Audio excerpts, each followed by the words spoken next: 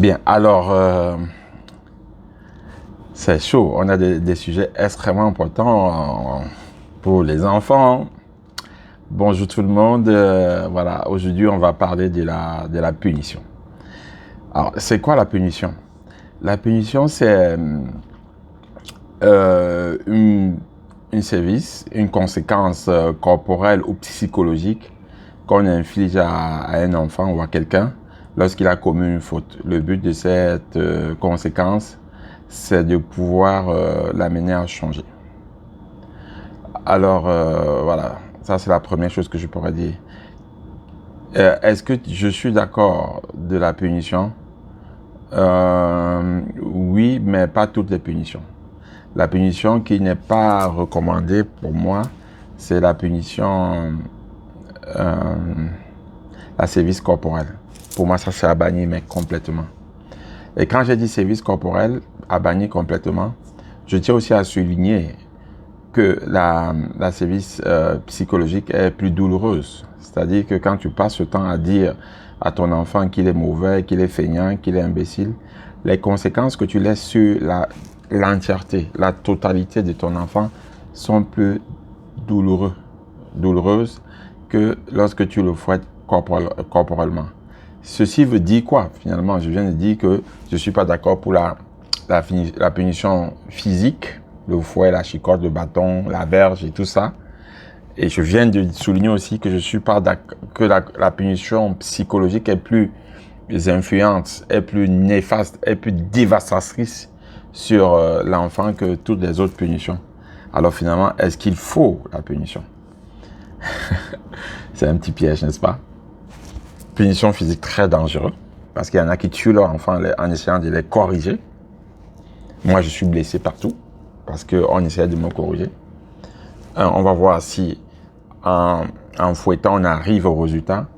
Et deux, quand je dis la punition psychologique est tellement néfaste pour la santé, finalement, est-ce qu'il faut punir? Pour répondre à cette question, il faut comprendre l'esprit même de la punition. Ici, au Canada, on appelle même plus ça punition, on appelle conséquence. La conséquence est donc une mesure de fermeté que le parent doit prendre pour fixer des limites à l'enfant. C'est-à-dire que pour que l'enfant puisse être en mesure demain de vivre en société où il y a des limites, tu ne peux pas marcher au milieu de la route, tu ne peux pas prendre ce qui appartient à quelqu'un, la vie normale a des limites. Dans l'éducation de l'enfant, il faut savoir fixer ses limites pour qu'il comprenne. Donc la conséquence, c'est donc une mesure que tu prends pour montrer à l'enfant que hey, la vie a des limites là. Tu ne peux pas juste faire ce que tu veux. On ne peut pas penser qu'on peut éduquer un enfant en le laissant faire ce qu'il veut. Il y a des règles. Alors, anciennement, historiquement, il a été prouvé que, on utilisait la voie de la chicotte, de la verge, du bâton pour essayer de redresser les enfants. Mais on a montré que cette solution était la solution, était non seulement une solution pas indiquée qui ne conduisait pas forcément au résultat, mais c'était une solution pas intelligente. Parce qu'on dit que ceux qui aiment la force de la brutalité, c'est ceux dont la substance grise a migré dans les muscles. Vous voyez? Ta capacité de réfléchir, la substance grise a migré dans ta force physique. Parce que tu ne veux pas réfléchir. Alors la science a donc fait des évolutions. Pavlov, je crois que c'est le scientifique qui a beaucoup travaillé sur cette question. Par des renforcements, il a étudié la théorie des renforcements, les renforcements positifs et les renforcements négatifs. On a montré que au lieu de, à chaque fois, dire à l'enfant ce qu'il ne parvient pas à faire, on pourrait, et ça conduirait à un résultat meilleur, dire à l'enfant ce qu'il a fait bien. De telle sorte que chaque fois qu'il fait quelque chose bien, on l'encourage, on le félicite. On l'encourage, on le félicite. Chaque fois qu'il fait quelque chose bien, on l'encourage, on le félicite. Et ça va faire que, finalement, il aura tendance à reproduire ce qui est positif que ce qui est négatif. C'est pas beau ça? Parce que notre nature humaine, du fait de notre éducation, on a souvent tendance à voir que ce qui ne fonctionne pas bien. N'est-ce pas? On voit, tu n'as pas fait ci, tu n'as pas fait ça, tu n'as pas fait ci. Mais on peut aussi s'entraîner, et ça demande vraiment un gros travail, parce qu'on ne sait pas voir les points positifs des autres, Ça demande sur nous-mêmes un très, très gros travail pour voir ce que l'autre fait bien. Apprendre à... Ah, aujourd'hui, qu'est-ce qu'il a fait bien? En 1 heure de temps, qu'est-ce qu'il a fait bien? Je vous assure que c'est pas donné. Hein? C'est pas donné. Et féliciter, et récompenser, et offrir des cadeaux, et dire merci. Bravo. Donc, ça, c'est la première chose que je voudrais dire sur la conséquence. Donc, il y a d'abord le renforcement positif. Et c'est ça que je vais développer, qu'il faut développer plus. Il faut renforcer positivement l'enfant. Deuxième chose. Après, avant d'arriver même à la conséquence, ou qui est la mesure limite, je voudrais dire que lorsque tu punis ton enfant, c'est que tu es convaincu que ta punition va lui permettre d'arriver va te permettre d'arriver au résultat. Et je pense que c'est pas sûr que ça donne la bonne. Il y a beaucoup d'enfants, même dans la famille, qu'on a bastonné. Je me rappelle de mon petit frère, ce mec, il a été bastonné à un point incroyable. Et je connais l'histoire de plein de personnes qui ont été bastonnées, mais qui, à la fin de la journée, je suis pas certain vous allez regarder autour de vous que le résultat a produit, la bastonnade a produit le résultat attendu. Et parce qu'il y a des personnes qui ont une nature différente, simplement, et qu'il faut certainement explorer d'autres horizons. Parce que quand on bastonne quelqu'un, c'est qu'on est en train de vouloir le mettre dans un canal d'évacuation, c'est-à-dire quelque chose qui est comme un chemin pour tous. Mais non, sa morphologie, sa psychologie, son intelligence n'est simplement pas fait pour ce chemin-là, par lequel tu veux l'obliger. Donc, il faut explorer d'autres choses. Par exemple, je prends le cas de l'école. Il ne comprend pas quelque chose à l'école. Vous mettez sur lui, vous le tapez comme un tambour, comme un serpent. Mais peut-être que c'est un bon basketteur, c'est un bon footballeur, c'est un grand sportif. Donc, le canal, c'est un grand artiste peintre. Donc, tu es en train de le tabasser pour le mettre dans l'école. Pourtant, il ne peut pas. Tu vas le tabasser toute ta vie, mais il ne pourra pas. Oh là là, l'éducation des enfants, c'est très beau, n'est-ce pas? Ouais, c'est très beau. Tu vas le tabasser, il ne pourra pas. Parce que c'est pas simplement un chemin fait pour lui. Donc, avant de commencer à tabasser un enfant, il faut penser que l'enfant est un être avec une capacité de créativité, d'accord? D'originalité. Que quand tu tabasses, tu tues son originalité. Tu tues son estime de soi. Tu tues sa capacité d'innover, de créer, d'inventer. Toutes choses qui feront que dans un pays pris au niveau macro, va engendrer, va créer la transformation. Parce que c'est en explorant des chantiers nouveaux, des domaines nouveaux, qu'il y a invention. Et donc, invention, progrès, développement, recherche scientifique et tout ça. Maintenant, ayant souligné ça, je voudrais d'abord insister que quelqu'un comme moi, il y a des choses que j'ai choisi de faire dans ma vie. Il y a des choses que j'ai décidé que ça, par exemple, je ne ferai plus. Entre le jour que j'ai décidé de faire que ça, je ne ferai plus, et le jour que j'ai effectivement arrêté, parfois, il est passé 2 ans. Pourtant, j'avais un désir intense. Pourtant, j'avais un désir fort. Pourtant, j'ai fait des prières, des jeûnes. Je me suis mis à genoux. J'ai dit, je ne veux plus ça pour ma vie. Ça a passé 2 ans, 3 ans, même 4 ans. Donc, si moi, quelqu'un qui a une expérience comme moi, je commence à tabasser un enfant qui ne parvient pas à faire quelque chose, qui s'est dit, maman, papa, je m'excuse. Mais simplement ne parvient pas à faire. Est-ce que je suis conséquent? Est-ce que je suis cohérent? Est-ce que je suis réfléchi? Est-ce que je me comprends moi-même? Donc, c'est comme ça qu'en choisissant la voie de la chicotte, on traumatise durablement. On inculque et on crée une société de la violence. Non. La chicotte n'est absolument pas la solution. La chicotte n'est radicalement pas la solution. La chicotte n'est du tout pas la solution. Attention, quand je dis chicotte, je dis aussi toute forme de violence psychologique. Imbécile, feignant, con, tu sors même d'où? Qui t'a accouché? tous ces mots meurtriers, assassins qu'on prononce à l'enfant et qui les détruisent, qui font que l'enfant soit rien. Si donc on ne peut pas fouetter, si donc on ne peut pas insulter, qu'est-ce que donc la conséquence ou la punition? Comment fixer des limites aux enfants? Évidemment, voilà le vrai dossier. Comment fixer des limites aux enfants? Pour fixer des limites aux enfants, la première étape de la limite, c'est le dialogue. D'accord? La première étape de la limite, c'est le dialogue. Tu dialogues avec l'enfant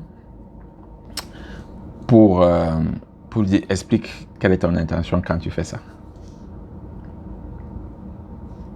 Tu dialogues pas avec colère.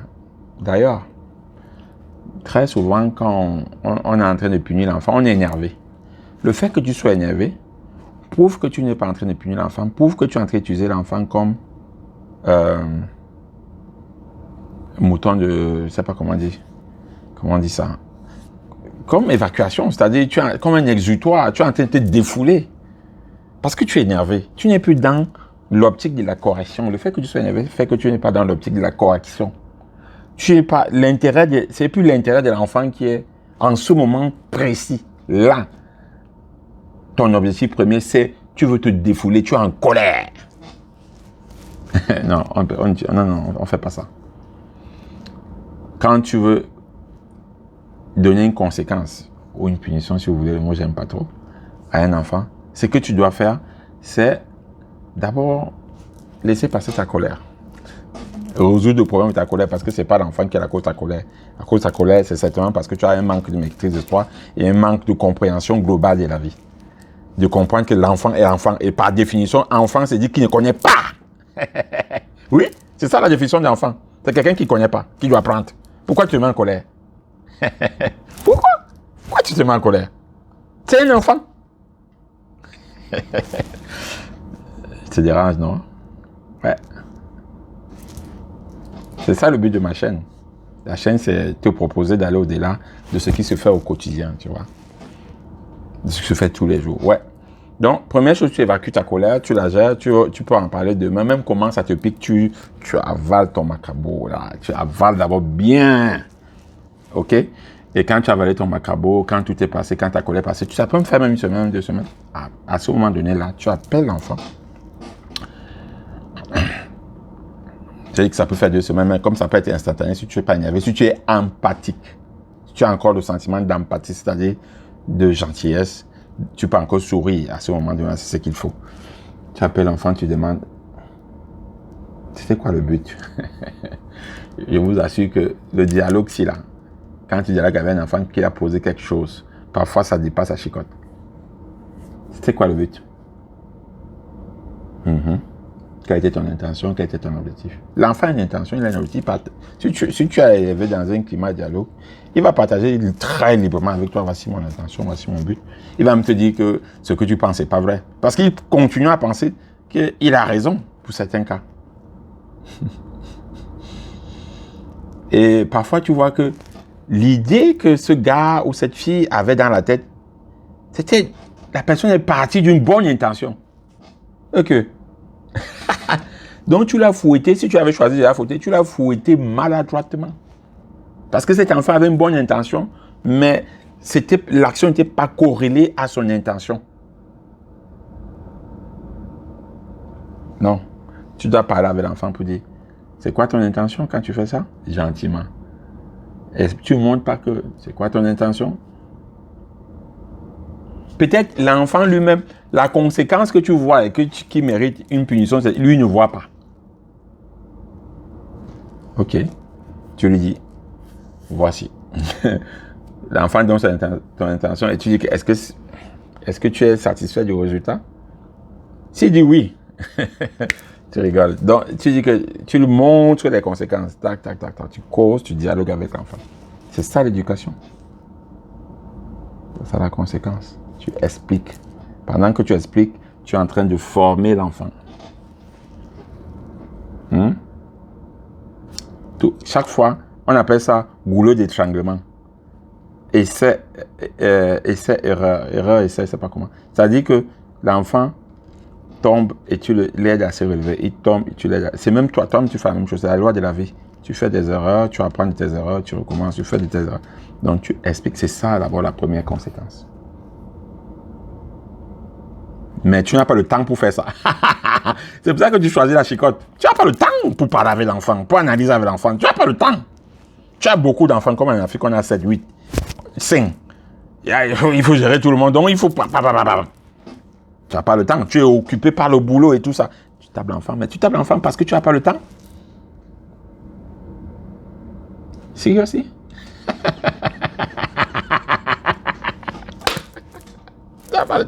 C'est toi qui n'as pas le temps, maman. C'est toi qui n'as pas le temps. Tu es énervé, tu veux préparer la chose, la nourriture, tu vois seulement la baffe et la pâte. Pauvre de l'enfant. Donc, première conséquence, c'est d'expliquer à l'enfant. Tu expliques à l'enfant que regarde, si tu fais ça, tu sais. Prenons le cas extrême, il a volé. Parce qu'elle a dit ça, je vous connais, on se connaît là, on se connaît. Il dit, ah, tonton, écoute, toi, tu es trop philosophe. Il a volé, lui-même, il sait que c'est pas bon. Il sait que c'est pas bon parce que quand il volait, il se cachait même. Il se cachait. Première chose, c'est ce que tu penses. Tu penses qu'il s'est caché. Peut-être qu'il ne s'est pas caché. Peut-être qu'il a juste pris et il a eu peur de te dire la vérité. Ça peut être différent. Quand tu l'appelles, tu dis, est-ce que tu as pris telle chose ici? Même s'il dit non, ça ne veut pas dire qu'il a volé. Peut-être qu'il a peur de te dire la vérité. Et s'il a peur, il fallait chercher les conséquences de la peur. Peut-être c'est dû à ton intimidation intérieure. L'éducation prend du temps. Tu vas dire, ah, tonton Hugo, tu compliques trop la vie. Tu compliques trop la vie. Ah, donc on va faire tout ça pour tout. Ça précisément. C'est ça qui valorise, qui fait que l'autre se sente la dignité de l'homme. Se sent digne. Pensez qu'un enfant, ce n'est pas un homme qui a besoin d'une certaine dignité? Sérieusement. Quand tu fais ça, il a volé, si tu es sur le cas, il a volé. Tu l'appelles, tu dis que après enquête, je raccourcis un peu, d'accord? Après enquête, il semble que c'est toi qui aurais pris ça. Tu lui donnes les preuves. Il reconnaît que c'est lui. Oh my God, j'ai attrapé mon bandit. Mon enfant bandit. Je vais te tuer. Donc tu as eu besoin que je fasse toute l'enquête avant d'arriver sur toi. Non, jusque-là, tu n'as pas raison suffisante pour frapper. D'abord, quel est le processus qui a fait que tu aies besoin de l'enquête pour arriver à lui? Tu parles de ça avec lui, tu dis que gars, sérieux. C'est grave, non? Tu as vu que tu as menti, tu as tenu dans ton mensonge. Mais qu'est-ce qui se passe? Pourquoi tu ne m'as pas dit la vérité? Tu lui poses la question, il faut qu'il te réponde. Si tu l'as habitué à te parler. Est-ce que dans cette maison, j'ai posé une attitude, un acte qui t'empêche de dire la vérité? Est-ce que tu as peur de moi? Voilà les choses. Est-ce que tu as peur de moi? Mais pourquoi tu as menti? Je ne comprends pas. Est-ce que quelqu'un t'a dit d'avoir peur de moi? Est-ce que parce que tu as tes amis à l'école ont peur de leurs parents que tu as peur de moi? Il faut savoir l'origine de ce mal. Il faut creuser. Je vous assure que si nous prenons le temps pour ces petits éléments, vous ne croyez pas la merveille que ça pourrait faire dans les familles. Toute la différence. Après, maintenant, il a volé. Est-ce que tu sais ce que c'est que le vol? Tu lui expliques ce que c'est que le vol. Tu lui expliques la conséquence du vol. Peut-être tu l'as même fait une visite en prison. Je suis ton père. Je ne veux pas que tu finisses là. Et voilà. Oui, tonton Hugo, je sais. Je sais qu'il y en a qui disent oui, tonton Hugo. On a fait ça 1 fois, 2 fois, 3 fois. Il continue à voler, on fait comment? Maintenant, je te dis alors ce que c'est que la punition. La punition, la conséquence, c'est la mesure que tu prends envers ton enfant pour que quand il veut poser un acte, il se souvient que cette conséquence, il se souvient de cette conséquence-là pour se retenir. Et je vois les gens dire, on est d'accord avec toi. Donc ça n'a pas nécessairement, tu n'as pas nécessairement besoin d'être violent, intimidant, menaçant. La seule chose que tu fais, c'est que tu vas dans la palette des choses que ton enfant aime, auxquelles il est attaché. Tous les enfants ont quelque chose qu'ils aiment, auxquels ils sont attachés. Tu lui fais une petite privation en expliquant. En expliquant que cette privation, c'est que je te fais, c'est parce que il y a cette chose que j'aimerais que tu comprennes et sur laquelle j'aimerais que tu travailles. Comme le corps a un instinct de survie, un instinct de défense, cet instinct de survie va aider l'enfant chaque fois qu'il va vouloir poser cet acte à se rappeler que, oh, on va m'enlever telle chose si je ne le fais pas. Voilà la conséquence. Je rappelle, je répète. La conséquence a pour but et pour mission de donner un élément naturel à l'enfant, de se rappeler, que son corps se rappelle que cet acte-ci va entraîner cette conséquence, quelque chose que je ne vais pas aimer. Comme le corps ne veut pas quelque chose qu'il ne va pas aimer, le corps naturellement va s'aligner, va progressivement s'aligner. Ça a été développé par Pavlov. C'est un psychologue, neuropsychologue, P-A-D-V-O-L-O-V. Donc vous pouvez chercher sur net dans la théorie du renforcement positif et renforcement négatif. Et en dit cela, je voudrais vite ici élarguer toutes les personnes, les chrétiens, qui n'ont pas de punition, que la Bible a dit et tout ça. Donc, je voudrais rapidement élarguer ça pour vous dire que je suis chrétien, mais je ne pars pas à l'église, je ne crois pas en Dieu parce que j'ai peur que je vais aller en enfer. Je pars à l'église parce que je sais que Dieu est mon Père, il m'aime beaucoup. Quand Jésus meurt, il m'avait le bon larron, un grand bandit qui peut au ciel avec lui. Si on reste dans le contexte de la Bible. Donc il ne faut pas, comme j'ai eu la dernière fois, sortir des citations bibliques en disant que... non. Dieu, il est amour. Et c'est l'amour seul que tu dois retenir. Et je l'ai dit plus dans une autre vidéo, vous allez la trouver. Le principe même de l'éducation de l'enfant, c'est que l'enfant puisse ressentir, puisse faire l'expérience que tu l'aimes. Toi son père, toi sa mère, toi son oncle, toi son frère, toi sa soeur. Non, il ne faut pas qu'il devine. Même la punition, le choix des punitions va faire que, ok, mon père avait tellement de douceur dans la punition que ça m'a vraiment aidé. Est-ce qu'on se comprend? Voilà. Donc, on se retrouve. J'espère que tu as aimé. Mets le petit pouce pour m'encourager si tu as aimé cette vidéo. D'accord? Et pour permettre à plus de personnes. Je vous explique. Le pouce bleu là que vous voyez, ça permet à l'algorithme de YouTube de dire que ça c'est un sujet intéressant de proposer à d'autres personnes. Et l'abonnement de la chaîne te permet de recevoir simplement d'autres vidéos que je vais faire. Je fais une moyenne de 1 à 2 vidéos par jour, tous les 2 jours. Donc, si tu veux avoir d'autres contenus, on se retrouve juste derrière. Bye bye. Alors, j'allais oublier. Dis-moi un commentaire si tu es pour ou contre, si tu es d'accord avec moi. Première chose, est-ce que tu es d'accord avec moi? De tout ce que j'ai dit sur la punition, est-ce que tu es d'accord? Mets dans le commentaire. Deuxième chose, dis-moi si tu es pour ou contre la punition. Est-ce que tu es pour ou contre la punition? Tu es pour la punition physique? Tu es pour la punition psychologique? Allez, dans les commentaires et à bientôt.